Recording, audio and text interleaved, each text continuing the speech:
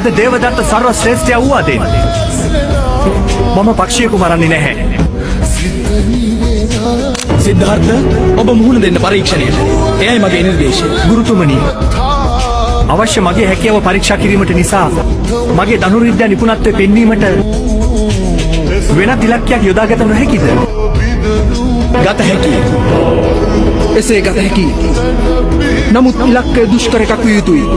විදීමට නොහැකි නම් පක්ෂීන් මෙය ඔබට හැකි උපරිම ජවයෙන් අහස දෙසට විසි කරන්න. කොතරම් කුඩා වුවත් මේ මට ඉතා පහසු ඉලක්කයක් දේවදත්ත. ඇයි උපහාසයට ලක්වන්නේ තමාම?